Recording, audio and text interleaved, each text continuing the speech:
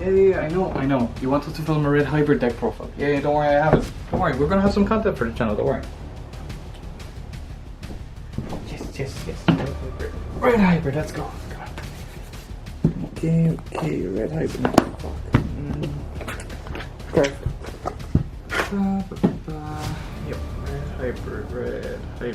red hybrid. I do not know what any of these cards do. We need to record a profile. Yes, the red card minion. We have one of those in the house. Okay, now red card minion. Where did I put red card minion? Okay, red card minion. Red card minion. Red card minion. Where did I put you? Fuck. Red card minion. Where did I put the red card minion? Red card minion. Red card minion. Oh. Sugar. There he is! Fucking red card! Get upstairs! Come on! Go! Red card minion! I'm not reading those cards, you do it! Come on! Go! Jesus! Hello, this is Bulbase channel. I have been temporarily kidnapped to explain red cards because I don't think either of them have ever read one. Pretty much red hybrid this format. It's a very good deck. They got a lot of support via the BT-12 cross time dimension. What's it called? Liam? The cross time. It's pretty good because a lot of the problems with the deck beforehand was they wanted their hybrid cards in the bin, but there was no incentive to put them there. Now they all have great on-deletion effects. It's really good tempo. So I'm just going to start explaining them one by one. So first off, we have our eggs. We just play 4 of the Greymon. It is, in my opinion, the better egg because you want to be able to draw cards. There is an egg with a bit of a DP boost if you control a red tamer. Also a playable option, definitely. But the draw is, I think, more important just because you want to be seeing more of your hybrids to kind of discard or use, or even more tamers in your hand, because it's very important to have tamers in your hand more than just play them out. So next we have 4 of the BT-12 Flamon. This one is a searcher for 4 off the top of your deck. It only adds 1 card, but it adds a hybrid, a Susano, or a the tamer. It's the only tamers we play. We don't bother with any others, and we don't bother with ties or anything like that, just Takuyas. So it gets you everything. Its inherit is also probably one of the most important in the deck. On deletion, you play a Takuya from your hand for free.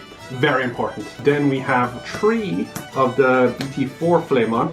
This one searches you a red tamer and a hybrid, but you only search the top 3. You hit a lot of the time. This is oftentimes just 2 cards into your hand. It's very good.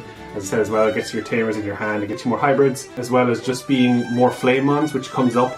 You need as many of them as well because some cards let you play them out for free. Then we have 4 of the BT-12 Flamon. This one, very important as well. All of the Flamons are important in my opinion, but this one is crucial because it lets you discard a hybrid to draw 2. It puts your hybrids in the trash. You need hybrids in the trash. It's so important for your game plan. And then finally we have 2 of the BT-6 Flamon. This one gives piercing. A lot of the time you're going to want to just throw this on the egg. You don't really want to ever hard play this. You want to throw it on the egg or discard it from either this Flamon, or if it's trash and security, you kind of want it in the trash for your bigger EmperorGreymon plays later on. So that is for the red rookies. We also play 4 of the Bokomon. This is a bit of a questionable ratio. You can play Nemons in here as well. You can change them up. I would only stick between 4. So if you wanted to put in any Nemons, you take out that many Bokomons in my opinion. The Bokomons aren't as good as they used to be. These used to be the best card in the deck.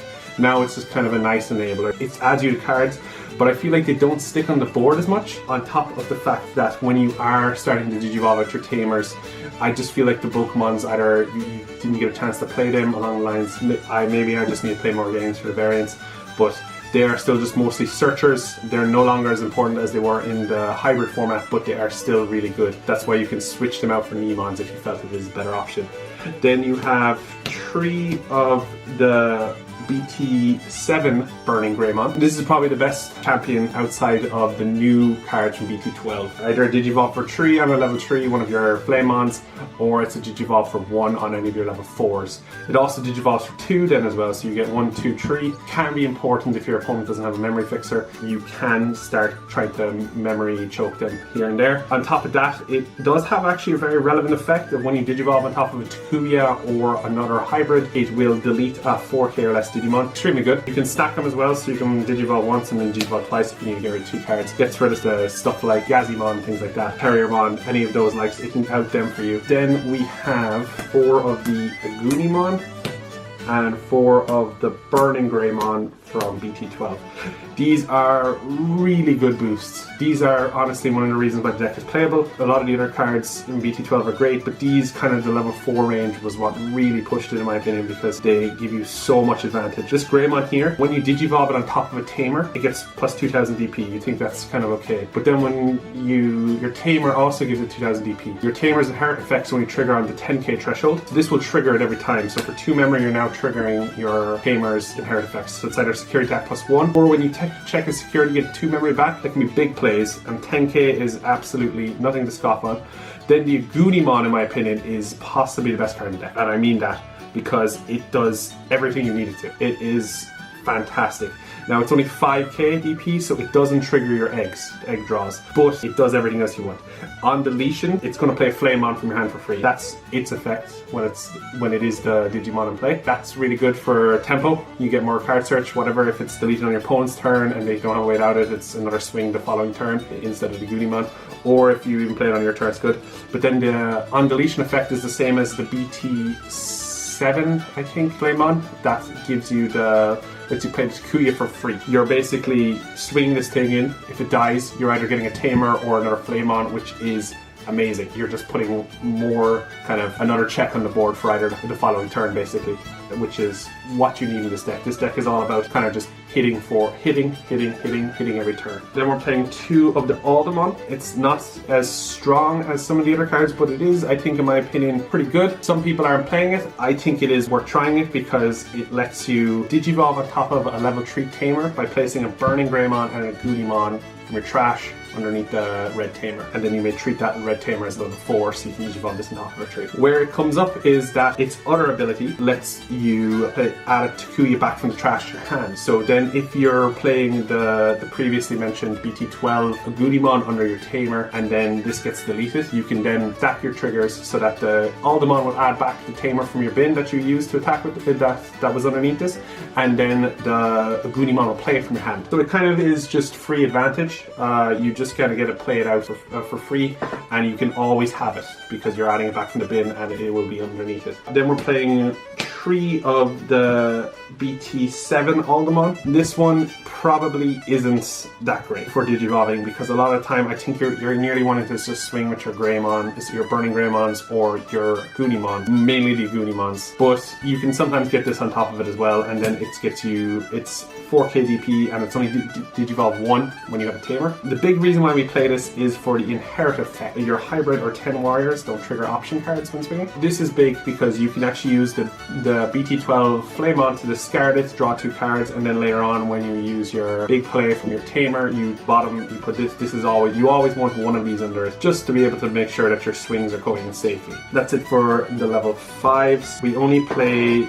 just the 4 BT-12 EmperorGreymon. We don't bother with the BT-7 EmperorGreymon. I played it for a bit and it really doesn't come up. Most of the time it's good. It's nice to be able to see more EmperorGreymons, especially since like when we get into what this card does, it's security attack plus 1, so you're always hitting for more. You're deleting an opponent's Digimon 6k or less, or if there's a red Tamer under it, you delete the same as this DP. You can essentially make this thing as big as you need. Some of your Aldemons give boosting, Burning Greymon gives a boost and inherit, Tamer gives a boost and inherit. So this thing very easily hits 15, which is most of the threats in the game. If that's the highest threats you'll see. It can even hit higher if for any reason there's a bit bigger. I've had this like 19 before, so pretty easily. There's nothing to it. And finally, it also is great advantage because it has an on-deletion effect. When it is deleted, you may play a Takuya from your hand or your trash. That includes the one that was underneath it. Even if it gets deleted, you're just playing the source you used to make it back out. And then if you have another one of these hands, and it was the Takuya from BT-7, which I'll show you here now, the BT-7 Takuya, you can just do it again. You can then slap all of the sources that you had on this Emperor back under this and just play down another one the following turn. What this one does is you may play 5 of your hybrids from your trash underneath it, and then you may digivolve on top of this an EmperorGreymon as if it was a level 5. So this only costs 3, you play it down there. You then just digivolve your EmperorGrey on top of this. Its inherit then is you get 2k DP, and if it's 10k DP or more, you get security attack +1. That would make this thing always security attack +2. So you're hitting for 3 checks when that comes down, which is big because it's the Lita guy and it's 3 checks. So you're really making big plays when you bring it out. And then we play the other Takuya, the new one from BT-12. This one is a memory fixer when you play it, so you're not going to be memory screwed. They can't choke you. It's great, especially as well if you need even more memory. So you start on 3, if you can digivolve, like just say a Burning Greymon on top of it. You can then get that memory back that you used for the Burning Greymon by swinging, because its effect is when this Digimon has 10k or more and you check your opponent's security, so as long as it connects, you gain 2 memory back. That is really, really good. Then finally, we play just 5 option cards. We don't play any defensive options because you kind of want to just be swinging every turn or setting up the swing. You don't really want to be doing anything else. So what we're doing here is we're playing 3 Atomic Inferno and 2 Gravity Crush. The Atomic Inferno is really good in the early game because sometimes you just boost up a Flame on and swing and it's doing 2 checks. The 3k DP, again, it gives the hybrid comes up, and then as well they can't block it without giving you 3 memory, which to be honest is too much memory to be just giving for blocking a check or 2. Then finally we play the Gravity Crush is here so you can make bigger plays earlier. A lot of the time, as I was saying before, things like Aldemon, it's kind of hard to play it on top of your tamers because it's not how the deck wants to play. You kind of want to push up a Flamemon and then digivolve a Goonimon and the Flamemon, and then it costs too much to play down the Aldemon down on top of it, so you're not really getting your eggs or anything like that. It's probably going to die. It's probably what you want. But if you need to play, just say you want to digivolve quicker into the Emperor Grey, it gives you like the perfect memory for that. Bigger plays quicker. That's why we play the Gravity Crush. This is over something like the Emperor Grey from BT-7 or anything along those lines. So that pretty much sums up the deck for this format, the Red Hybrid. Things I'd watch out for: bouncing. You don't want them returning your cards to your hand. You don't get your deletion effects. Stuff like the new Superior mode puts it underneath your tamers. You also don't get your on deletion effects. Bottom decking, anything like that, it's detrimental to the deck because they're stopping you from being able to set up then further. That's my deck for BT-12. I think it's really fun. I think it's really good. It's a quick deck. It can get you a lot of wins by catching your opponent off guard if they're not ready for it. So I hope you try it out and I hope you like it. I don't like it. Ew, red.